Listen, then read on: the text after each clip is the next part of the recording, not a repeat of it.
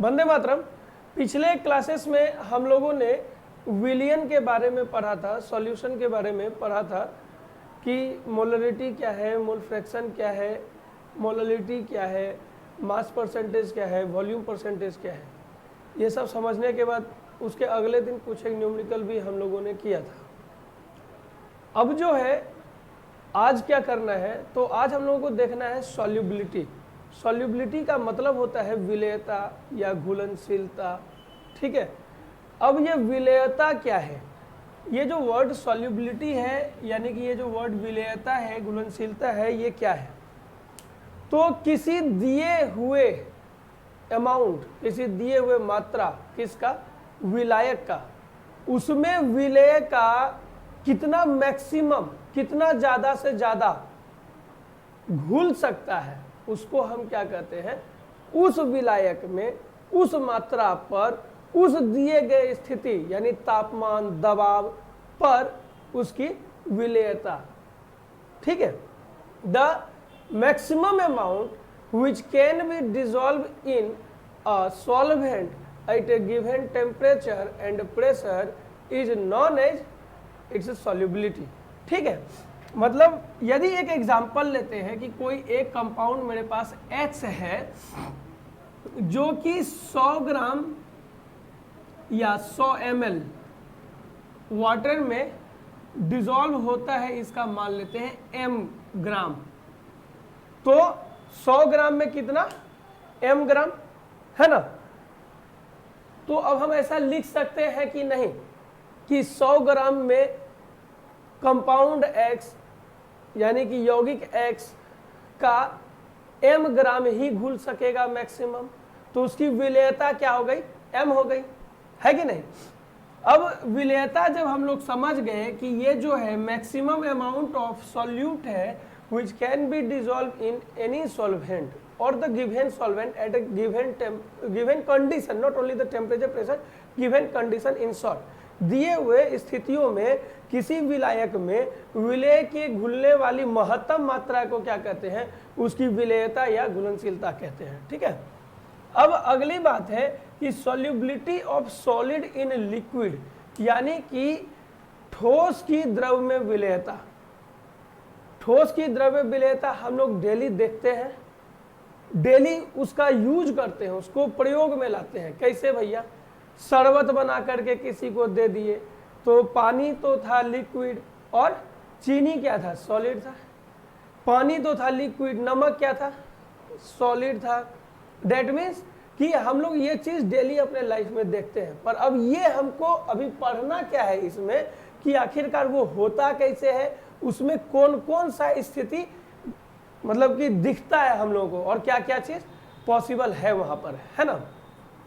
अब एक दो बात को पहले हम एक जनरल एग्जांपल से समझने का कोशिश करते हैं। जनरल एग्जांपल से समझने का कोशिश का मतलब देखिए क्या क्या, घर में सबके पास सस्पेन तो होगा, सस्पेन जिसमें कि हम लोग चाय बनाते हैं, जिसको केतली, एगो केतली होता है, वो सस्पेन होता है। सस्पेन खुला सरफेस ऊपर खुला होता है और केतली ढका हुआ होता है, ढक्कन लगल होता है, उसमें से टोटी निकला होता है, ठीक है। तो हम लोग जो घर में सस्पेन रखे हुए हैं उसमें जब पानी को गर्म करते हैं या टोपिया में पानी को गर्म करते हैं और पीते हैं, अभी ठंडी के समय में अक्सर काम कर रहे हैं। अब एक काम करते हैं कि सस्पेन को अभी चूल्हे पे नहीं चढ़ाते हैं, हाथ में पकड़े हुए उसके हैंडल को, उसमें पानी दी और चीनी घोलना शुरू की है। क्या घोलना शुरू की है? चीनी। अब एक ऐसा समय आएगा कि चीनी घुलना बंद हो जाएगा। शुरू में तो बहुत तेजी से घुलेगा, लेकिन फिर धीरे धीरे घुलने का स्पीड कम होगा और लास्ट में घुलना बंद कर देगा। और जब वो घुलना बंद कर दिया, अब क्या करेंगे? सस्पेन को चूल्हे पे चढ़ाएंगे, तो क्या होगा? और घुलना शुरू हो जाएगा, थोड़ा सा और उसमें चीनी जाएगा, ठीक है। अब ये गया क्यों? क्योंकि गर्म करने के बाद जो है चीजें फैलती है और उसके अंदर जो खाली जगह है वो फैल के बड़ा होता है और चीनी उसी जगह में चला जाता है। हम लोग क्लास 8 और 10 में पढ़े हैं कि जब चीनी को पानी में घोलते हैं और घुल जाने के बाद वो चीनी कहाँ चल जाता है? जब वॉल्यूम चेंज नहीं करता है तो कहाँ जाता है भाई? वो जो खाली जगह है उनके अणुओं के बीच में जो खाली जगह है, ये चीनी क्या करता है? वहां जाके अपना जगह बना लेता है। गर्म करने पर चीज़ें फैलती हैं, पानी के भी मॉलिक्यूल्स फैलेंगे, और जो चीनी एक्स्ट्रा जो उसमें जा रहा है वो कहाँ जाएगा? वही छेदवा में, वही खोहरिया में घुस जाएगा, है कि नहीं? हवा पड़ी घुस के सेटल हो जाएगा। हमको लगेगा कि कहाँ घुस गया, कहाँ घुस गया, थोड़े ना अंतरिक्ष में चल गया या आसमान से फाड़ के जमीन में चल गया, ऐसा कुछ नहीं होगा। वो उसके फैले हुए जगह में एडजस्ट कर जाता है, ठीक है। तो टेम्परेचर बढ़ाने पे घुल गया। अब और क्या कर सकते हैं भाई? प्रेशर बढ़ा करके ज़्यादा घोला जा सकता है। आप देखिएगा, ये फिलहाल मैं सॉलिड की बात नहीं कर रहा, एक एग्जांपल गैस से दे रहा हूँ। गैस से एक एग्जांपल हम दे देते हैं। अब वो जो गैसवा है वो कहाँ पे आपको दिखेगा पता है? वो ठंडी में ये बड़का बड़का पेप्सी या कोका कोला वगैरह तो बहुत महंगा है। कितने गरीब बच्चा होगा इसका दर्शनों नहीं कर पाएगा जीवन में, या नहीं किया होगा। हम लोग में से कई एक होंगे जो डेली ये पीते होंगे, ठीक है। लेकिन कुछ एक बच्चा तो महीना में ना उसके घर में वैकेशन निकलता होगा कि इस सप्ताह की संडे को ना ठंडा मंगाएंगे, सब तनी तनी को चुप चुप के पीता होगा, वो उतने में खुश है। वो ठंडा का एगो सब्स्टिट्यूट है हमारे गांव में, हम हर जगह देख लेते हैं, पर अपने गांव में भी हम अक्सर देखते हैं, ठीक है। तो वो क्या करता है, बोतल में शरबत बना के कार्बन डाइऑक्साइड के गैस को उसमें डाल के तेजी से घुमा देता है, प्रेशराइज कर देता है, और उसमें जो है ना CO2 भर जाता है, डिजोल्व हो जाता है। कैसे हुआ? वो प्रेशर से। यानी कि प्रेशर बढ़ा करके भी चीज़ों को घोला जा सकता है, और फिर उसको सील कर देता है। सील क्या करेगा? उसमें ढक्कन लगा देता है, और फिर उसको ना खोपी से ऐसे करके मारता है, ढक्कन में टुप से गिरता है, वो भी थोड़ा थोड़ा यहाँ पे झड़कता है। झड़कता है मतलब जलन टाइप का लगता है, तो बचवा सब खुश हो जाता है, 5 रुपये में पी करके आज ठंडा पी ले लिया। तो वो तो खैर अलग बात है। फिलहाल हम क्या समझे कि टेम्परेचर से सॉल्युबिलिटी जो है बढ़ाई जा सकती है ना। मतलब कि टेम्परेचर बढ़ेगा तो ज़्यादा सॉल्यूट सॉल्वेंट में घुलेगा, यानी कि ज़्यादा विलय जो है हमारा विलायक में घुलेगा। उसके बाद प्रेशर बढ़ेगा तो भी घुलेगा। दो कंडीशन हुआ कि टेम्परेचर बढ़ा के घुला सकते हैं और प्रेशर बढ़ा के घुला सकते हैं। अब ये टेम्परेचर बढ़ने पर कैसे बढ़ता है और प्रेशर बढ़ने पर कैसे बढ़ता है, इसके लिए हम लोग ले सेटलिए का प्रिंसिपल पढ़ेंगे। इसके लिए हम लोग जो है एक्स फैक्टर पढ़ेंगे, हेनरी कांस्टेंट पढ़ेंगे, हेनरी के नियम को पढ़ेंगे लेटर ऑन। फिलहाल हम लोग अगले टॉपिक पे जाते हैं कि ये जो solubility of solid in liquid है, इसको हम समझने के बाद आ रहे हैं लाइक डिसॉल्व लाइक पर। अब भैया ये लाइक डिसॉल्व लाइक यानी कि समान समान को घोलता है, क्या है? हाँ, अब एगो बच्चा है जो कि दिन भर पढ़ता नहीं है, रील्स चलाता है, व्हाट्सएप चलाता है, टिकटॉक चलाता था पहले, कभी मौजा बांधते हुए तो कभी जूता बांधते हुए फोटो खिंचवाता था। उसको उठा करके ले जाके आश्रम में रख दीजिए, वहाँ उसको क्या समझ में आएगा? वहाँ उसको कुछ नहीं समझ में आएगा। काहे कि वो उसके जैसा नहीं है। अब यदि उसी के जैसा एगो और बच्चा को बैठा दिए जो रील्स उल्स चलाता है, देखिए उन लोग एकदम बातचीत करना शुरू करें। जानता है उसका चैनल पे ये था, उसके इंस्टाग्राम पे ये था, वहाँ से हमको ये मिला, वहाँ से हमको ये मिला। अब वही देखिए उल्टा, यदि कोई पढ़ने वाला बच्चा है उसको बैठा दीजिए मूर्ख के साथ, यानी कि मूर्ख, देखिए हम, मेरा मानना है कि बच्चे मूर्ख नहीं होते, सबके पास दिमाग है, लेकिन क्या है ना कि वो अपना दिशा निर्धारित नहीं कर पाते कि उन्हें किधर जाना है, इसलिए वो गलत रास्ते चले जाते हैं। तो वो बच्चा के साथ बैठा दीजिएगा। अभी पढ़हल्का उससे क्या डिस्कशन करें उसको समझ नहीं आएगा, लेकिन हाँ यदि पढ़हल्का आदमी को पढ़हल्का आदमी के बगल में बैठा दीजिएगा तो क्या करेगा?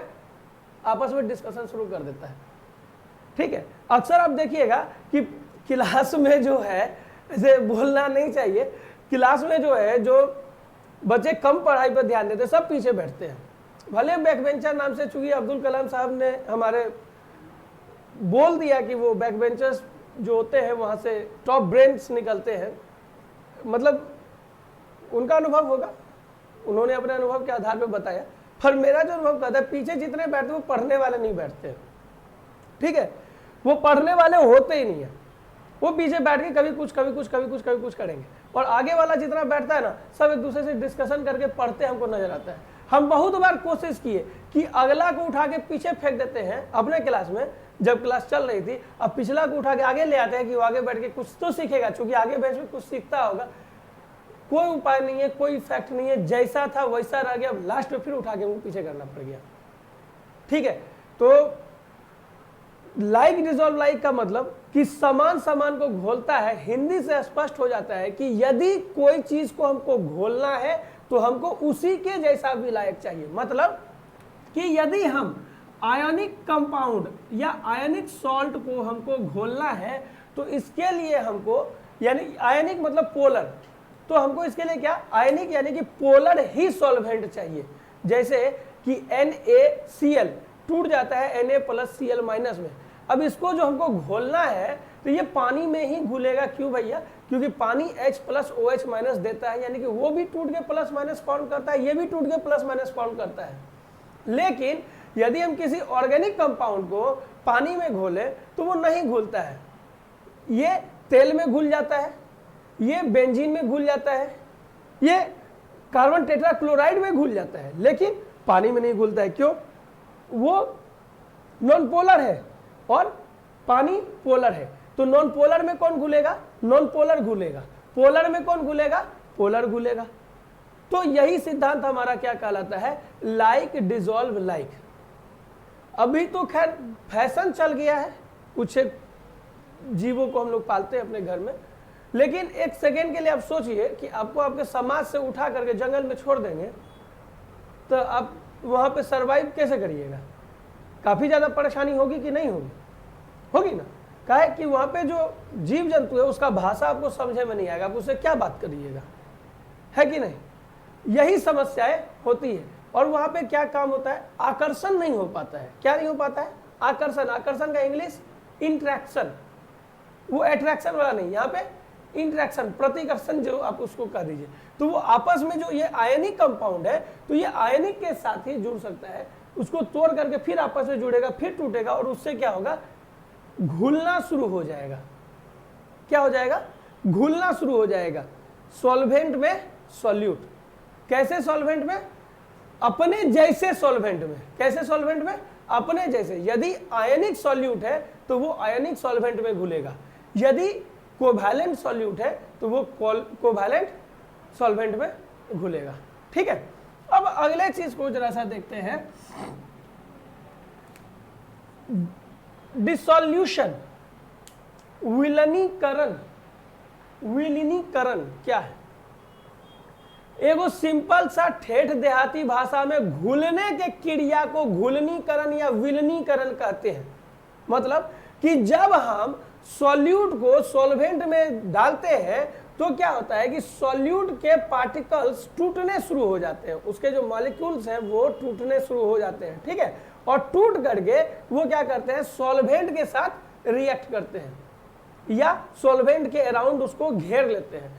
और जब ऐसा होना शुरू हो जाता है, टूटना और दूसरे से जुड़ना शुरू हो जाता है, तो उसको हम लोग क्या कहते हैं? घुलनीकरण। फॉर एन एग्जाम्पल, आप यहाँ से अनजान जगह पे गए जहाँ की आपका एक भी दोस्त नहीं है, आप क्या करिएगा? चुपचाप पहले बैठल रहिएगा। 10 मिनट हो गया, 20 मिनट हो गया, कोई टोका नहीं, अब अपन मने केहरो न केहरो टोक के गप करना शुरू कर दीजिएगा। काहे भाई? अकेले तो अब बैठना नहीं है। तो वो जो सॉल्यूट को डालते हैं हम सॉल्वेंट में, वो क्या करता है कि पहले थोड़ा अस्थिर होता है, फिर धीरे धीरे जब उसको वो सफिशिएंट माहौल मिल जाता है टूटने का, वो टूटना शुरू करता है, सॉल्वेंट के मॉलिक्यूल को ब्रेक करता है, उसके साथ कंबाइन करता है, जुड़ाव करता है, और फिर धीरे धीरे करके सारा का सारा घुल जाता है। लेकिन मेरे भाई, ये घुलने के प्रोसेस में कभी कभी नहीं, अक्सर ही ऐसा भी होता है कि जो सॉल्यूट का पार्टिकल है सॉल्वेंट के सॉलिड पार्टिकल को अपनी ओर खींच करके एक घेरा बना के एक जो है ना कहते हैं अवक्षेप या रवा के रूप में बाहर निकल जाता है, और उस प्रोसेस को हम लोग कहते हैं क्रिस्टलाइजेशन। क्या कहते हैं? क्रिस्टलीकरण। ठीक है, तो जब हम किसी सॉल्यूट को सॉल्वेंट में घोलते हैं तो वहां दो प्रोसेस होता है, पहला विलीनीकरण और दूसरा क्रिस्टलीकरण, यानी कि डिसॉल्यूशन और दूसरा क्रिस्टलाइजेशन। और जब ये दोनों प्रोसेस इक्विलिब्रियम में होता है, यानी कि दोनों समान अवस्था में होता है, ना तो अब ये आगे बढ़ रहा है ना तो वो, यानी कि ना तो क्रिस्टलाइजेशन आगे बढ़ रहा है ना तो डिसोल्यूशन आगे बढ़ रहा है, तो अब क्या कहते हैं कि वो घुल गया।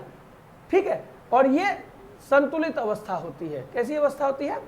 संतुलित अवस्था होती है। तो ये याद रखना है कि जो विलियन है उसमें डिसोल्यूशन और क्रिस्टलाइजेशन दोनों इक्विलिब्रियम में होता है, साम्य अवस्था में होता है। ये एक ऑब्जेक्टिव हो गया आपके लिए, ठीक है। अब अगली बात यहां पे आ रहा है सैचुरेटेड और अनसैचुरेटेड। हिंदी से देखिए संतृप्त और असंतृप्त।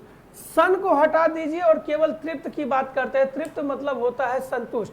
संतुष्ट मतलब अब उसको किसी और चीज की जरूरत नहीं है। संतृप्त का मतलब क्या हो गया, साथे साथ संतुष्ट। अब किसके साथ, सॉल्यूट है तो सॉल्वेंट के साथ संतुष्ट है, तो वो क्या हो गया, संतृप्त। अब यानी कि उसको ज्यादा उसमें घुलाया नहीं जा सकता। संतुष्ट मतलब क्या, अब हमको कुछ नहीं चाहिए, है ना।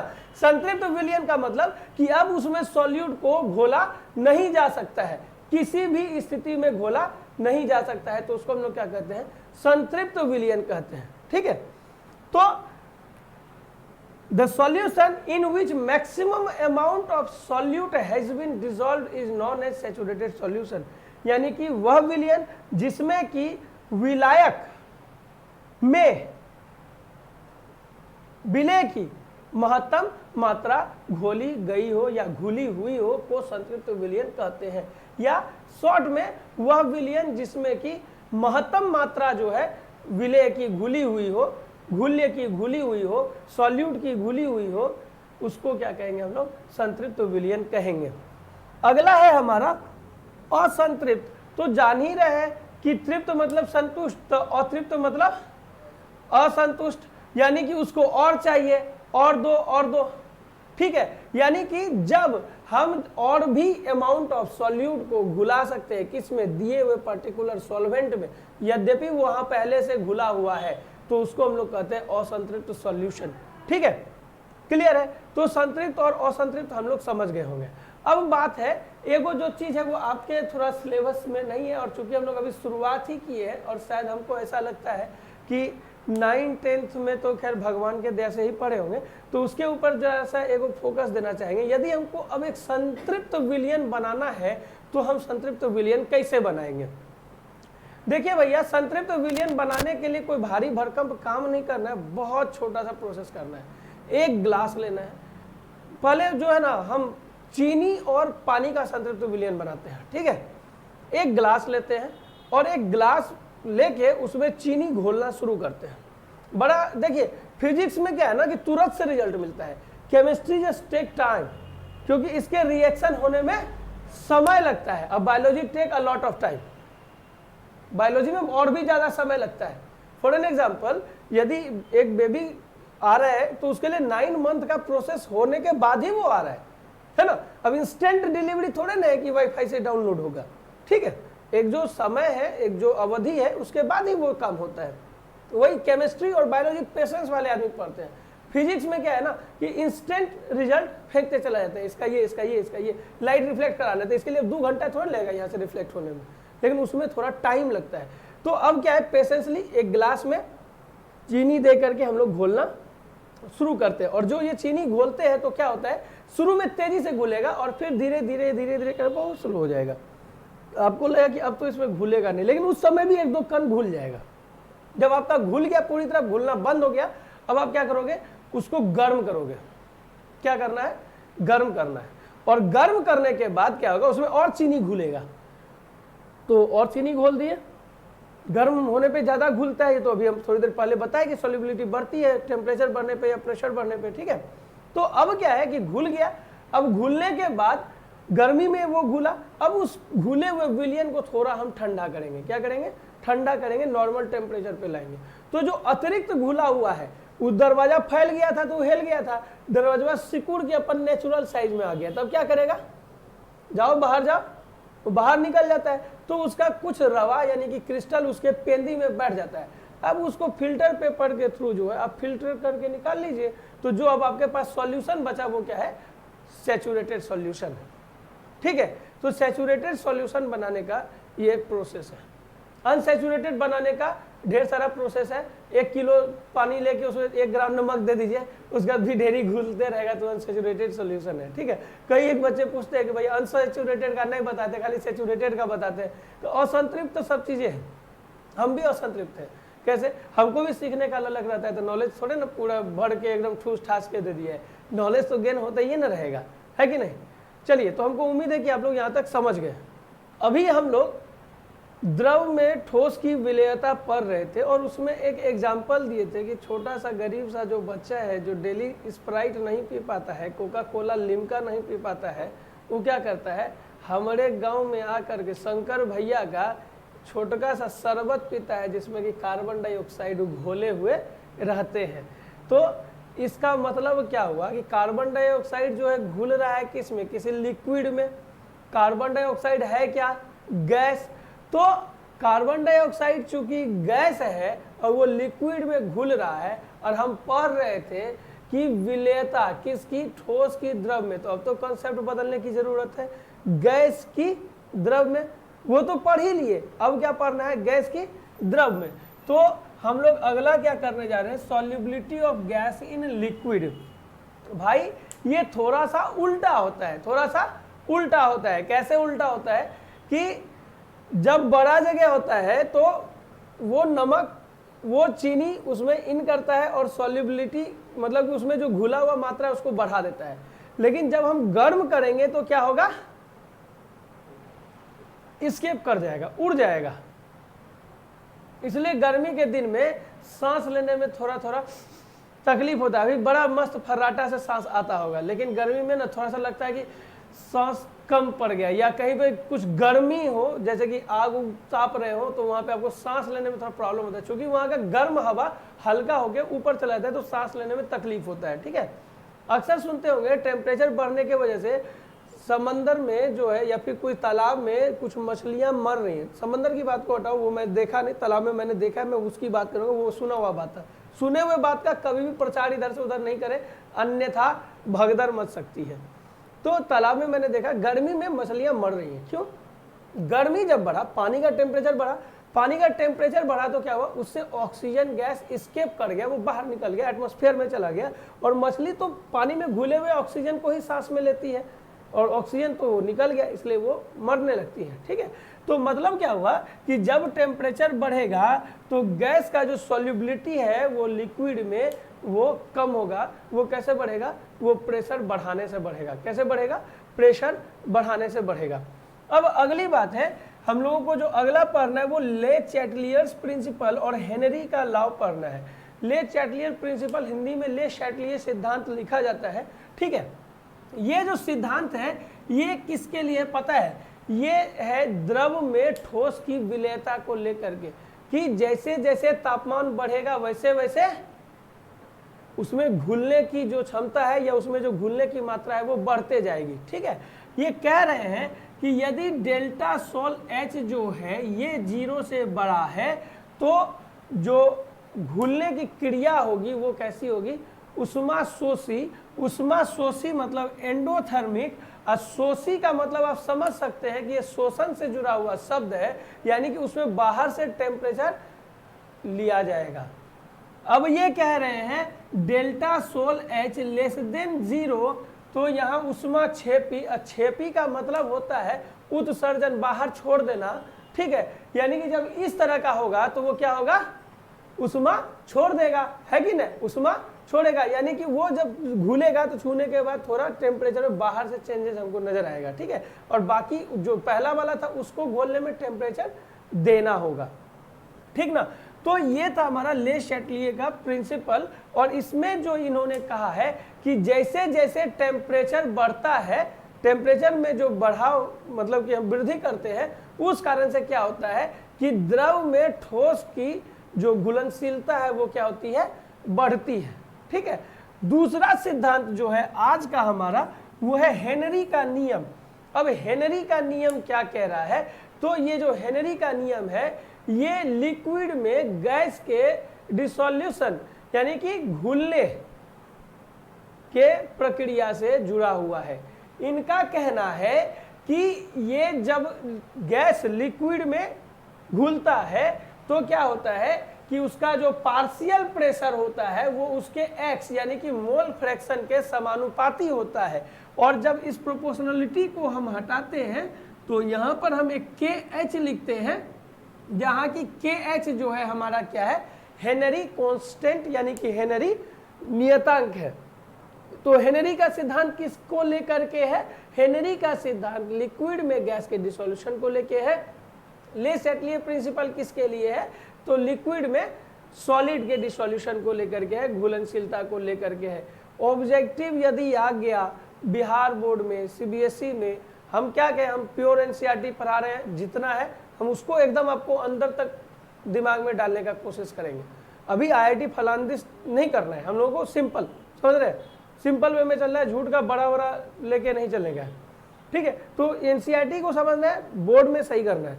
अब क्या कहा मैंने कि ऑब्जेक्टिव आएगा किसमें, बिहार बोर्ड या सीबीएसई में, क्या आएगा कि किसी द्रव में ठोस की घुलनशीलता के तापमान पर प्रभाव को व्यक्त करने का सिद्धांत कौन सा है। मतलब कि जो सॉलिड हमारा लिक्विड में डिसॉल्व होगा, इसका डिपेंडेंसी जो टेम्परेचर पे होता है या तापमान जो इसको इफेक्ट करता है, टेम्परेचर जो इस पे इफेक्ट करता है, वो किस सिद्धांत से हम लोग समझ सकते हैं, या उसके लिए कौन सा थ्योरी दिया गया है। तो कौन सा है भैया, ले सेटलियर प्रिंसिपल। टेम्परेचर जैसे आया, आंख बंद करके ले सेटलियर का प्रिंसिपल मारेंगे। जैसे ही प्रेशर आया, हम लोग हेनरी का लॉ मारेंगे। बात समझ में आ गई, कोई दिक्कत नहीं है। चलिए, तो फिर अब हम लोग कल मिलते हैं, तब तक के लिए वंदे मातरम।